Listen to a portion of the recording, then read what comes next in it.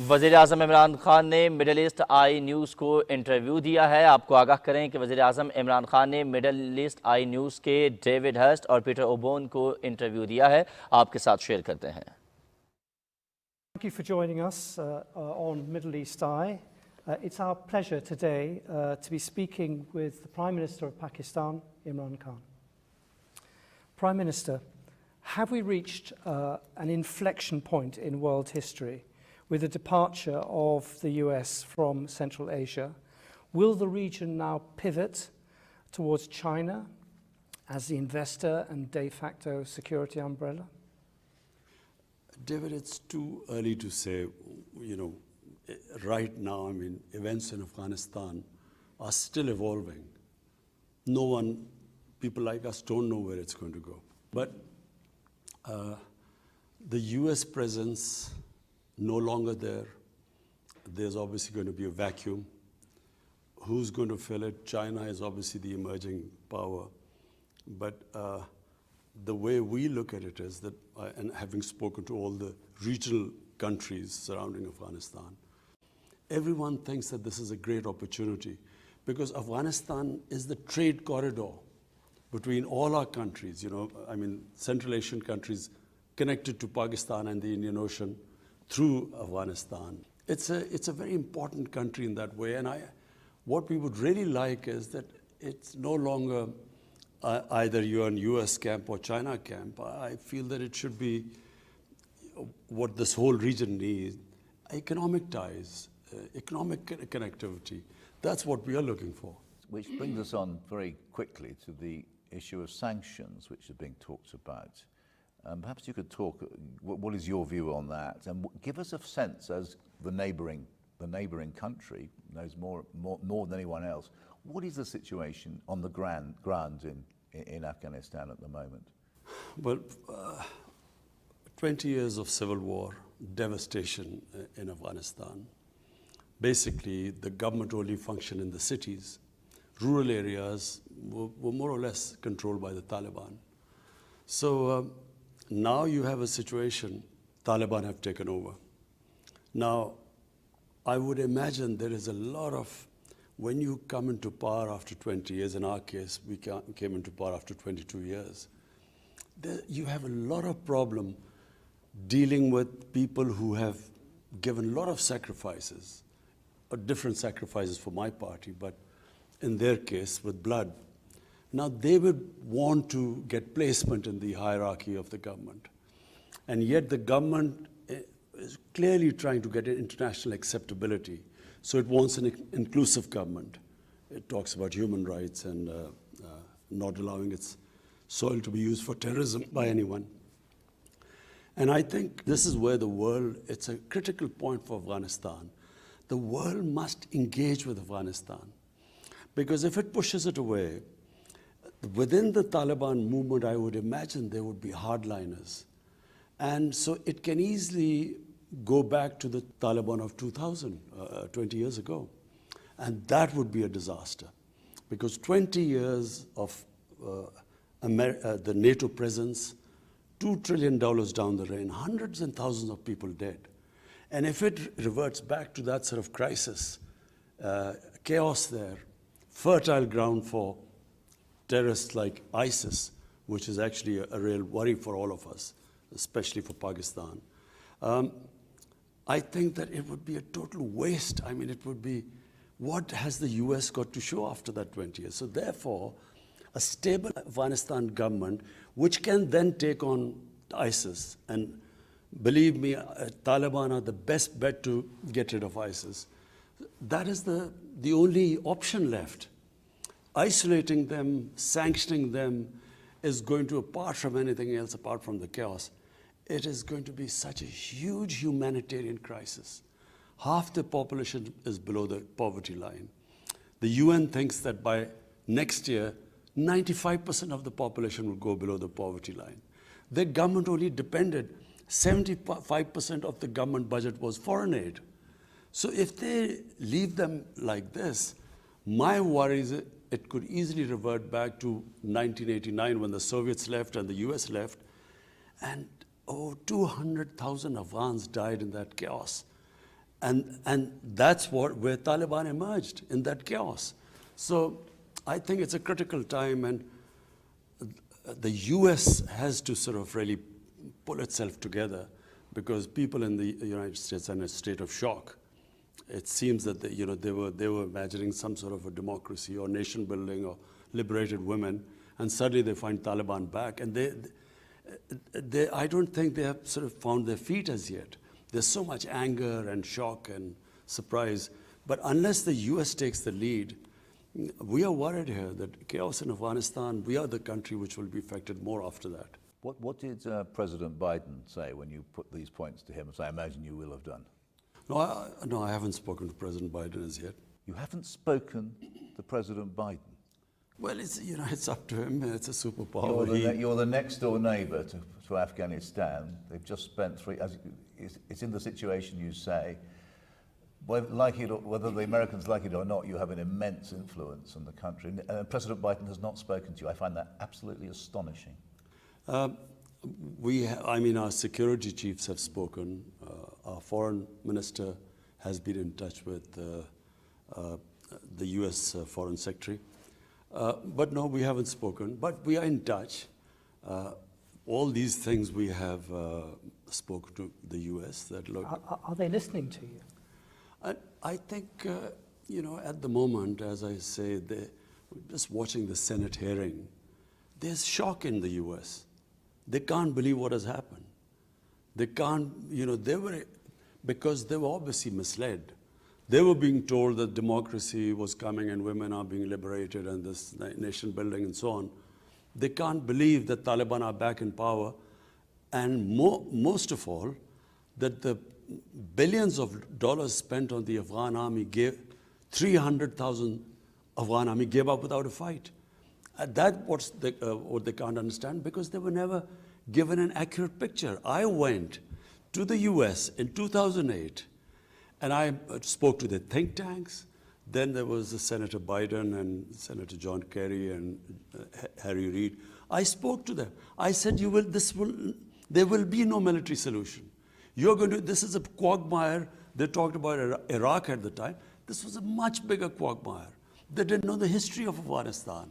So our army chief 2 years later went, General Kiani, he said the same thing to President Obama. He said, you're going to leave a big mess, we will have to deal with it, and you will not have a military solution. But unfortunately, I think they were led by the generals. And you know what the generals always say, what they've always said, give us more troops and we'll win, and more time. How do you assess how the Taliban have behaved since gaining power? I think, David, we have been so relieved, because we expected a bloodbath. And always when there's a civil war, a puppet government backed by foreigners like Soviets, like before them the British in the 19th century. When the Soviets left, there was a bloodbath. And we were fearing that in Kabul, when the Taliban came, and we thought there would be bloodletting of the sort of what happened after 1989. So it was peaceful transfer of power. So that was the best thing that happened. But also we felt that we would be blamed for this. But because 300,000 troops surrendered without a fight, clearly we didn't tell them to surrender without a fight. So the ground realities were that Taliban had become a popular movement, especially in the rural areas. And that's why the army gave up without a fight. And secondly, the Ghani government was corrupt to the core. They were, firstly they were perceived as a puppet government, then corrupt. People, who was going to fight for them? But you haven't fully answered David's question now, which is, it hasn't been as inclusive a government as we hoped. It hasn't. It's not. Women's education remains a huge problem. I mean, the future of women's cricket in Afghanistan, that lovely success story of Afghan cricket, and yet women's cricket doesn't seem to have a role. I mean, these are very serious things, and these are being watched in the West, because people are saying. I mean, it's being weaponized, if you like. But But it's also true, isn't it, that if you are an Afghan woman, your rights have gone back 10 years, 20 years? Two things separately. Number one, is it an inclusive government? Not right now, but Taliban have so far stated that it's a transitory government and they want to include other people. What they have stated is that they will not include anyone from the former regime of Ghani. And really, they need an inclusive government because Afghanistan is a diverse society. It has mainly Pashtun, 50%, then there's huge Tajik minority. And I have tried my best with the Tajikistan president somehow to get them together. Then there are Uzbeks there, and Uzbekistan is trying to sort of get them together. So the neighbors are interested that they all form an inclusive government, so it's a stable government. About women's, please remember, Kabul, the women always had, the culture in Kabul for women was different to the rural areas. In the rural areas, women's lives hasn't changed. This is how they lived, it's a culture. It'll probably take time to evolve. The main issues in Kabul itself. And Kabul, if you went there 50 years ago, the Kabul culture was different to the rest. Now, my contention is that rather than forcing Taliban, to do this and include so and give the women, they have said that they will give women education.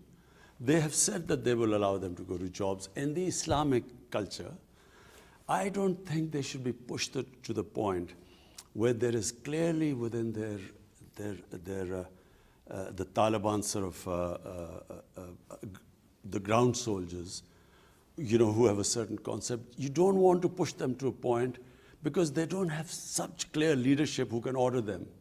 And so I would imagine they would have problems from within. So give them time. They have made the right statements. We have no other option.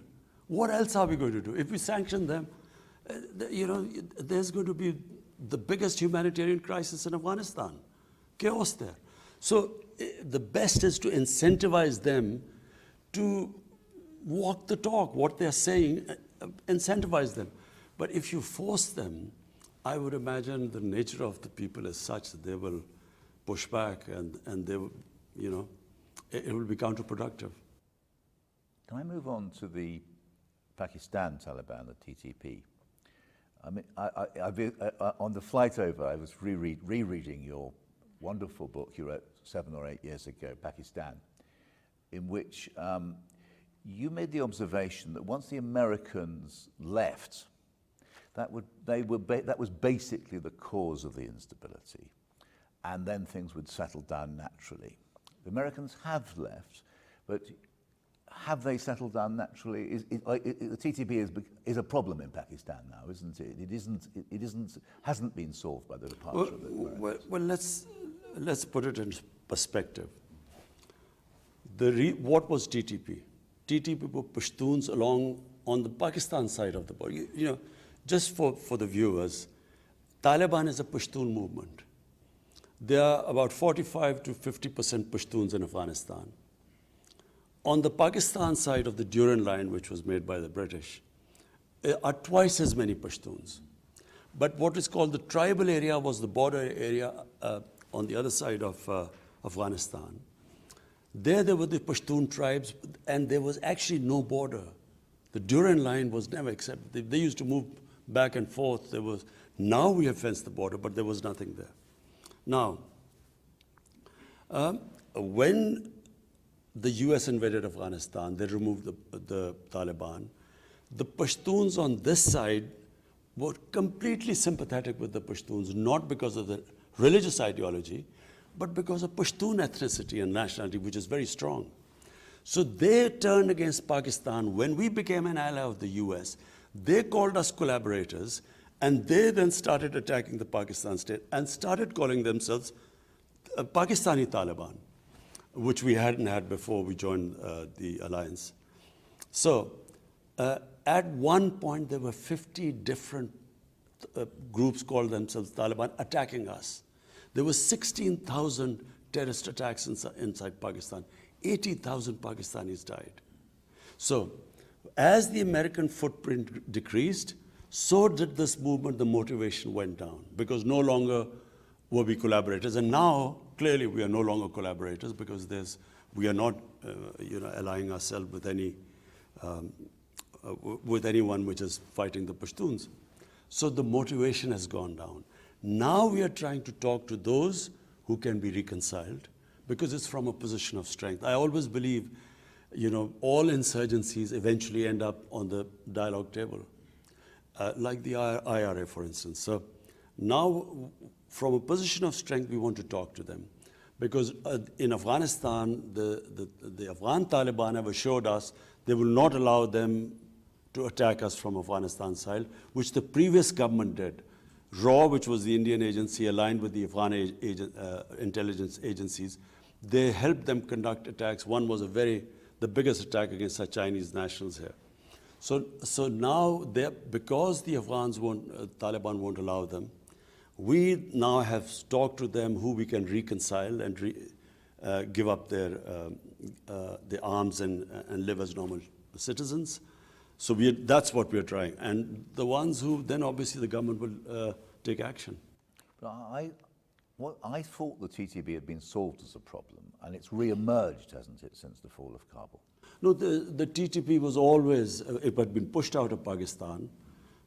We conducted a huge operation. I've been there. I've seen it. In North Waziristan. And I very much remember presenting a wreath to the 5,000 or more martyrs who fought in that terrible conflict. But you're talking to people who have slaughtered tens of thousands of Pakistanis. It must be very, very tough, that. Remember, Peter, there were about 50 different groups. Motivations of different groups were different. A lot of these TTP were because of the collateral damage. In the Pashtun culture, in the code of honor, if a family member is killed by someone, they have to take revenge. And to take revenge, they used to join the other side. And there were 480 drone attacks in our tribal areas. Imagine the collateral damage that caused. And secondly, the military operations in our tribal area. Whenever army goes into civilian areas, there's collateral damage. In my opinion, in Afghanistan, the Afghan Taliban, one of the Afghan ambassadors told me here, he said most of the Taliban in Afghanistan who became Taliban were because of the collateral damage, night raids, aerial bombardment. Exactly the same situation was here. What is your view of the American use of drones now in Afghanistan?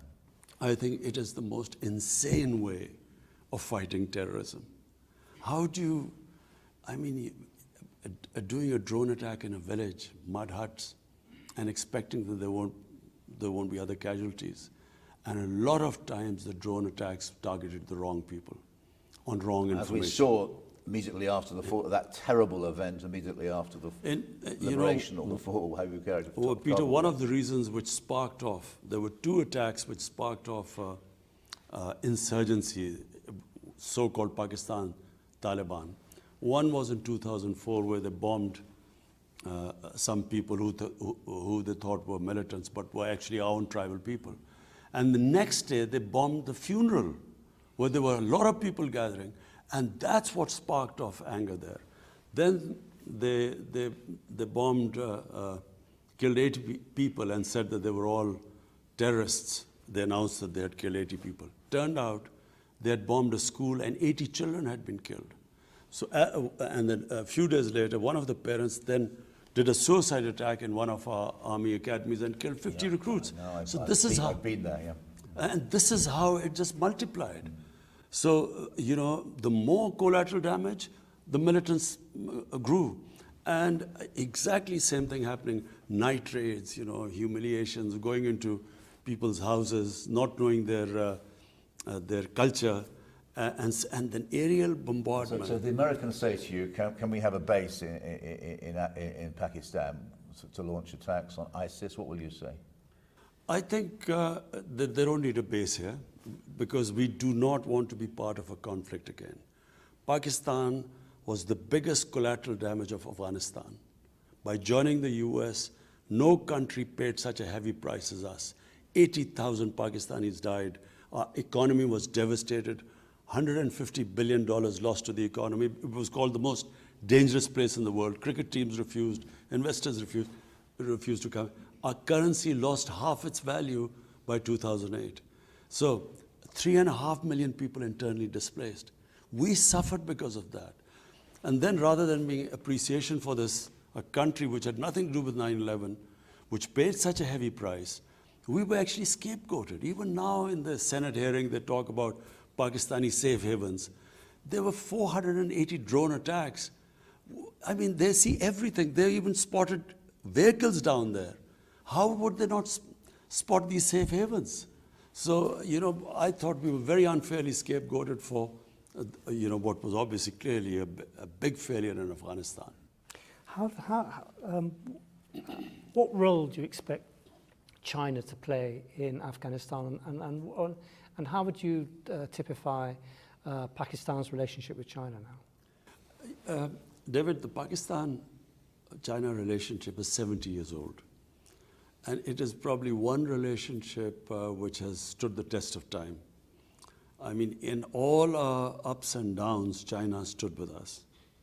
In all different, when I'm talking about these drone attacks and the terrorism in Pakistan because we joined the US, I mean, our economy, our debt in 10 years, 2000 to 2018, it went up 4 times. From the total debt accumulated till 2008. In the next 10 years, it went up 10 times. So who was the country that came to help? We were going belly up. It was China who helped us.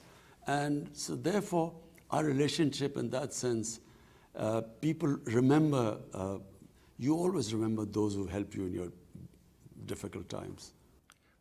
It does.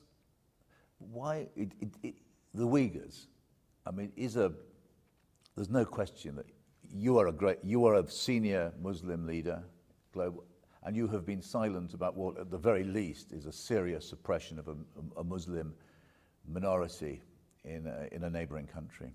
Why is that? You see, Peter, I find these selective pronouncements on human rights, I think it is so immoral. Now, China is one neighbor, the other neighbor is India. In Kashmir, there are 900,000 troops who've put 8 million Kashmiris in an open prison. They have over 100,000 Kashmiris have died since 1989.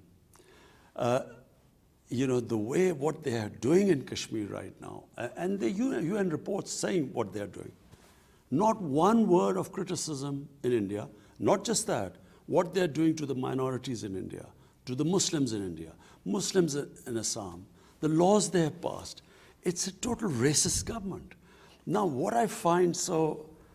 Now we're going to come... Kashmir is a very serious subject. We really want to come on to that. But no, but Peter, I'm following from there. Now, they want us to criticize what's happening to the Uyghurs.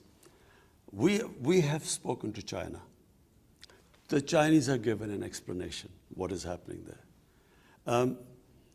And our relationship with China is such that we have an understanding that between us, we will talk to each other, but behind closed doors, because that's their nature, their culture. We do not talk about it in public. But in public, all I want to say is that why is there not such indignance about what is happening in Kashmir by the same countries that want us to talk about the Uyghurs? And my second point is Peter, that there's the whole Muslim world is in turmoil. You go from Syria to Yemen to everywhere, the Muslims dying. We, as a government, decided that our main focus right now should be a disputed territory between Pakistan and India, where all these human rights violations are taking place. Let the world take notice of that first, then we will talk about other violations of human rights. On Kashmir, the world seems to regard Kashmir as a Pakistan national interest. And you regard this above all as a human rights issue. How can you separate the two agendas and get the world to focus on what's actually happening in India-controlled Kashmir? You see, David, Kashmir was a disputed territory between Pakistan and India, and this was confirmed by two United Nations Security Council resolutions, which said that the people of Kashmir will be allowed through a plebiscite under the UN auspices to decide whether they want to be part of India or Pakistan. Now that right was never given to them. But worse, in 2019, 5th August, they had the special status until this right of self-determination was given to them. They took away the special status. And they clamped down on them by sending these 90,000 troops there, and basically Kashmir is an open prison. Now, our problem is that we are not now talking about it as a territorial issue. We are simply talking that allow the Kashmiris, and we in Pakistan have given them the other option. They don't have to come either to Pakistan or India, just their right, democratic right, if they want to be an independent country. So this is where it is. India, clearly the ball lies in Indian court. What do they do now? They cannot indefinitely have put these people in an open prison. Because having taken this step, I don't know what they expected. They are now trying to change the demography of Kashmir by bringing settlers from outside, which was also in the constitution provision prevented this from happening, that settlers would not be allowed to settle in Kashmir. And then the Geneva Convention, it states clearly that you cannot change the demography of an occupied country. You know, until that status is clear whether they're part of India, you can't change the demography. So they're actually trying to convert them from Muslim majority to a minority. How dangerous a situation? It's been rather forgotten because so much else has been going on. But how here we have two nuclear powers at odds with each other, and there's fighting almost all the time, isn't there, at a low level? You know, how dangerous a situation is Kashmir? Peter, if you look at the flashpoints, probably the nuclear flashpoint right now in the world is Pakistan-India, because nowhere else is there such a situation where there are two nuclear-armed countries who've had 3 wars before they were nuclear-armed. So we haven't had a war since then, so because of the deterrent. I think as a 13-year-old, you wanted to join up, didn't you, in 1960? I still remember. 65, yeah. I still remember that. But I feel that, you know, we had this little skirmish when there was a suicide bomb which went off in Kashmir. Indian soldiers were killed, and they blamed us. We kept saying that we will give us any evidence, and we will hold those responsible. We will take them, have them punished, or even give them to India. Rather than giving us evidence, they bombed us. Fortunately, there was no loss of life. So, you know, Pakistan also retaliated, again bombed somewhere, and then they shot down an Indian plane. So in that situation, I mean, I as a chief executive felt it could have gone anywhere.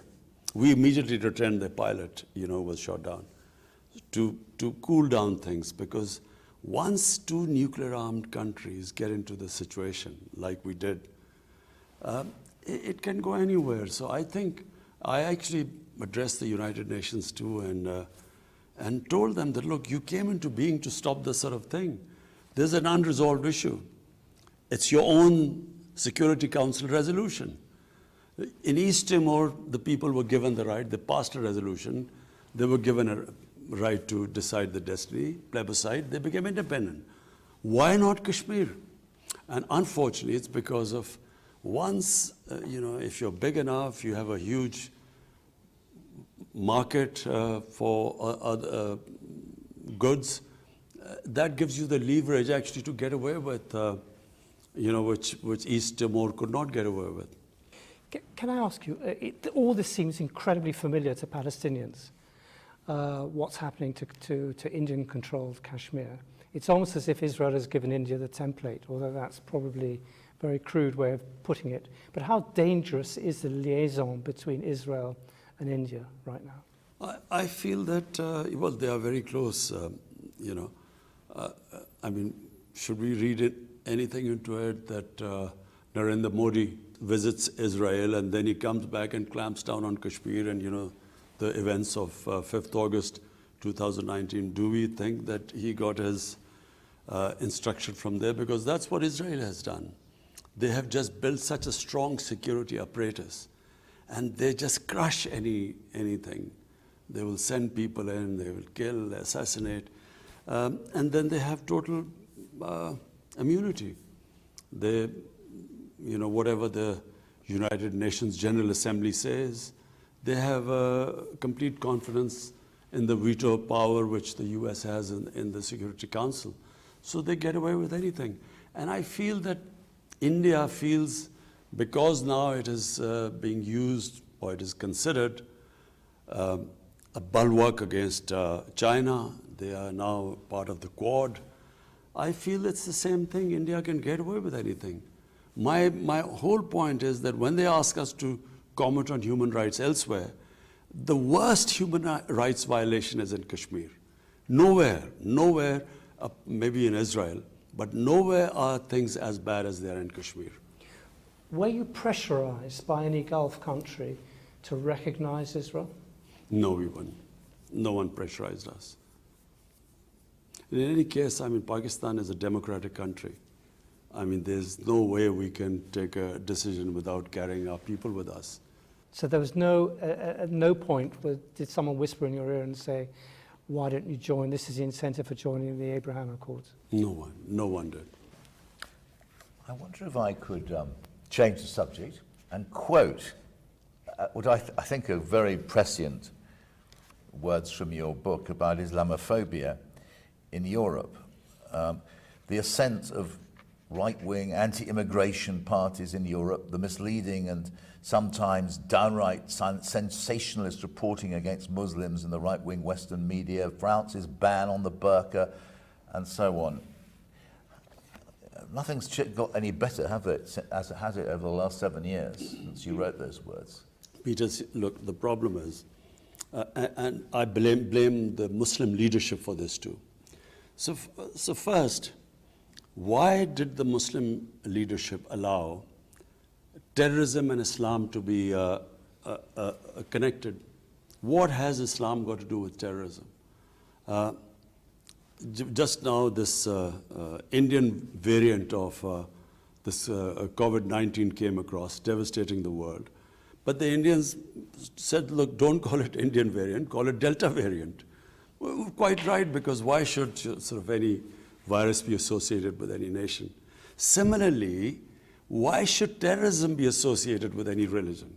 No religion would promote terrorism. I mean, so after 9/11, connecting Islam and terrorism, and then saying radical Islam, as if there's some radical Islam which promotes terrorism. There is only one Islam, and that is of our Prophet Muhammad, peace be upon him. In Muslim communities, like every human community, they are moderates, they are radicals, they are liberals. I mean, if I first went to Britain, when I first went there were these guys called skinheads. They would beat up people who was a Paki. They would beat them up. Imagine if I looked upon the British societies through what the skinheads were doing. You can't define a religion or a human community by just concentrating on their extremes. So these people, we have our fanatics, like the gunman who walks into New Zealand walks and shoots down 50 worshippers. So when you say radical Islam, so for the man in the street in the West, how is he going to distinguish between a moderate Muslim or radical Muslim? How does he distinguish? So all Muslims become a target. This is what Islamophobia is. After 9/11, any incident happened, because I would spend more time in Britain because my children were young there, so I would go and see them. And it was like the whole, people would pray when some terrorist attack took place, immediately the Muslims would pray, I hope it's not a Muslim, because everyone got branded. After 9/11, I never forget, this journalist called me up and he said, aren't you ashamed of being a Muslim? You know, 1.3 billion people responsible for 19 fanatics or terrorists. I think I'm right in saying that was Martin Bashir who rang you up. Yes, you know, not the best of the journalists, but he called me up. I was so shocked by it. So this is the problem, what has happened. What is Islamophobia? People do not realize radical Islam, moderate Islam. I mean, in the Western, how does a man in the street? So all Muslims then, and especially anyone who has a sort of symbol of Muslimness, like wearing a head cover or beard, although by the way, beards have become quite fashionable now. I hear everyone trendy with a beard now. But so they became targets and they got insulted. I'm not talking about people who got beaten up or, you know, killed. I'm talking about normal people being abused in the streets in the Western countries just because they look Muslim. So I think it was very unfair. We Muslim leaders should have talked about it, de-linked Islam and terrorism. And secondly, there's this other thing which started with Salman Rushdie. People in the West do not treat religion like we do. They cannot understand the love, respect, reverence we have for our holy prophet, peace be upon him. You know, people love him more than anything. Respect and love for him is paramount in our religion. I know how, you know, religion is treated in the Western countries. When I went, there was this Monty Python's flying circus about Jesus Christ, life of Brian, and I was so shocked. I had never seen anything like that. But people in the West would say that is a difference between the Muslim world, I've heard them say, and the West, i.e. the West supports free speech and Muslims don't. And that, but Peter, that's what I'm trying to say. So I know the difference. I know how the West treats religion. But I also know how they live their religion and the place of the Holy Prophet. You know, they can't understand it because of their view. So it was up to us to make them understand. That look, you can write, there's so many interpretations of the life of the Prophet, Western interpretations, no one comments on it, but don't ridiculous him, don't mock him, don't insult him, which is what Salman Rushdie did, and the West didn't realize. But what he said was the most insulting thing for Muslims. It was the most, you know, it is the most degrading thing to the things he said about our Prophet. Therefore, it was a question of we Muslim leaders should have explained to the West that, look, you know, just like, and I quote this, Holocaust, it caused a lot of pain to the Jewish community. So, you know, even interpretations which do not, you know, which are not misinterpretation of Holocaust, I mean, there are countries in Europe where there's a jail sentence for that because it causes pain to them. All I wanted them to understand is no one should be allowed to cause pain to human communities if we have to live in a sort of global village. Therefore, we Muslims must every human community must define what gives them pain. This is what gives us pain. So all you have to do is not mock and ridicule and insult it, our Prophet, but you know, their interpretations. You can write history. I read his historical books all the time by the Western writers about Holy Prophet and their interpretation, which we don't agree with, but no one objects to it. But it's not just skinheads beating up Muslims, in your phrase. It is Emmanuel Macron using Islamophobia to outflank the extreme right in France. That's a big step up from what's happened before. You see, I feel that President Macron doesn't really understand, you know, how is he going to deal with the Muslim community there. Unless he understands that, there will be this vicious cycle. There will be someone who will, again, as I said, insult our Prophet. Among the fringes, there will be an over-the-top extreme reaction, even stabbing or something. That then will raise outrage in the French society saying, look at these people, they don't understand our freedom of expression is like a religion. They will react like that. Police will clamp down on mosques and something. They will then marginalize the Muslims more. From that marginalized community will again someone do it. So they are caught in this cycle. And to get out of it, all they have to do is, there must be an understanding that, look, if either you decide to expel all the Muslims from there like Spain did in 1492, or there must be some code of existence together. In Pakistan, we have this blasphemy law. The blasphemy law was made by the British when they were ruling India. What was the blasphemy law? That if there are 3 different human communities living in a village, previously what would happen is that someone would insult a sacred entity of the other community, there would be a riot, people would be killed. So they then said, look, this is not allowed. So instead of there being a riot, they would go to the police saying that, look, he's insulted my, and accordingly they'd act. So it was a deterrent not to insult other people. There has to be some sort of an equilibrium in the French society. Otherwise, my worry is that the cycle will keep going on and on. I know you've been very generous of our time. Can we ask 2 more questions? The first is climate change. We've got the big conference, I think it's next month in London. Will you be going? I'm planning to go. And what will be your message at this? I mean, many people say this is the last chance to save the world from some cataclysmic disaster. Do you agree with that? Peter, some of us, who've lived by nature, because I grew up, really where I lived was like a village, outdoors. It's now almost central Lahore. It is now. Zaman Park. It is. You can't sit outside it. It's like on the edge of a motorway.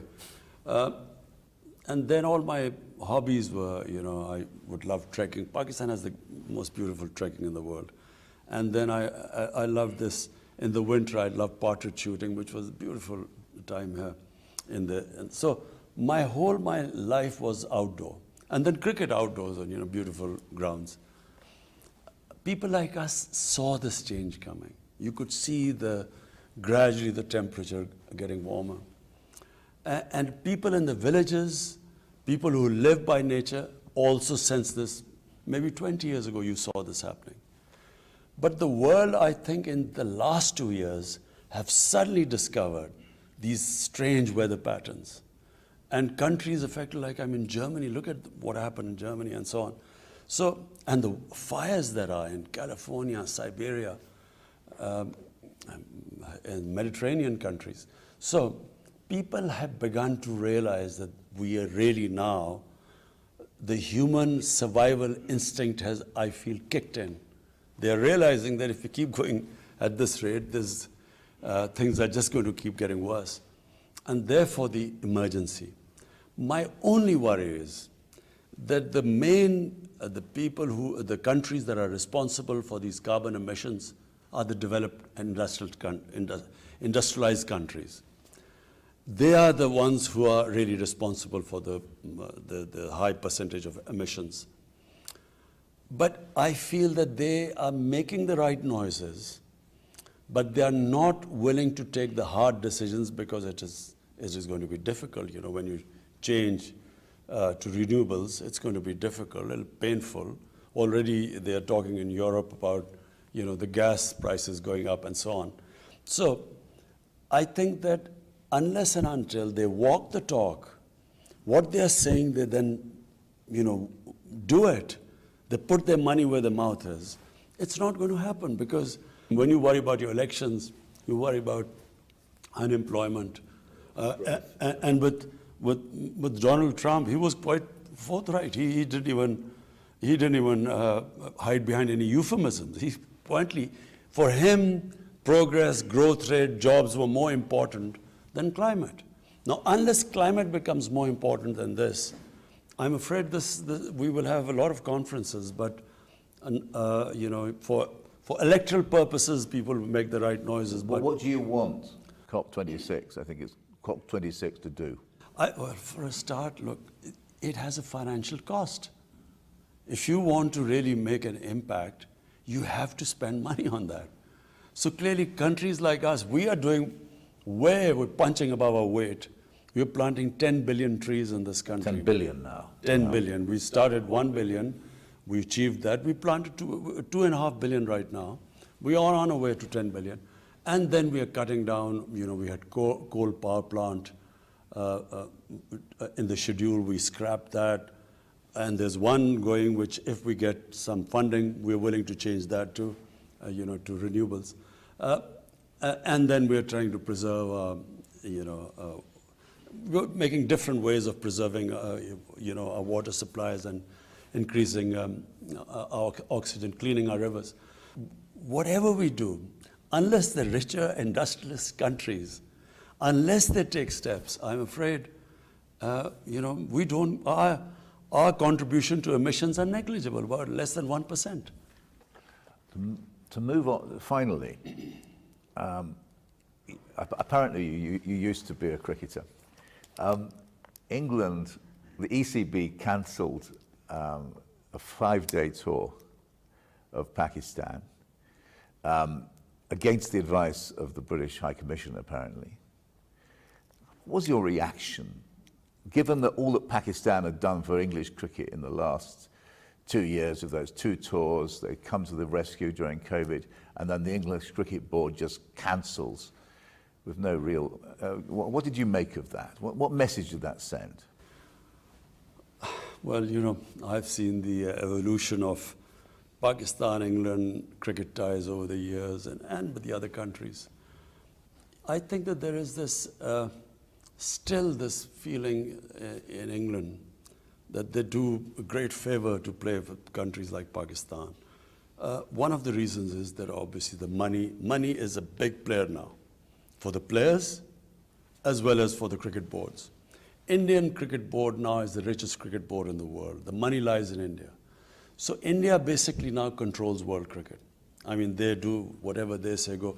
No one would dare do that to India because they know that the sums involved, India can sort of produce much more money. So therefore, I felt that it was, I think England let itself down. I didn't criticize, I didn't say anything. But I think England let themselves down because I expected a bit more from England. I did not expect them, just unilaterally without even consulting anyone. And of course, the biggest worry of protection of the foreign teams is for us. Imagine if something happens in Pakistan to a team, we are responsible. And we have one of the best intelligence agencies in the world. So I checked thoroughly. We had completely secured everything. I mean, even the New Zealanders, they got scared and they left. But in the end, I didn't really comment on it. I think the teams let themselves down. I think New Zealand let itself down by just from the stadium cancelling a tour on something which we know was a fake news, which was initiated by some Indian through Singapore. We know that. And, they got worried and they left. And then England, without even consulting anyone, they left. I think England let themselves down. And let Pakistan down too, because it's very important, isn't it, that after the terrible events a decade ago with the Sri Lankan team, that you've had this long period of coming back to world cricket, and then suddenly at the very last minute for England to turn their back on you, it was a kick in the teeth. It was disappointing, but I think England should analyze what they've done, the England team. They should ask themselves the question. What would they think if some country did that to them? That when they were finally, and they had gone to that country in difficult times when no other team would tour, and Pakistan went to England at that time when there were COVID restrictions. And then, how would they have felt if it had happened to them? Thank you very much, Prime Minister.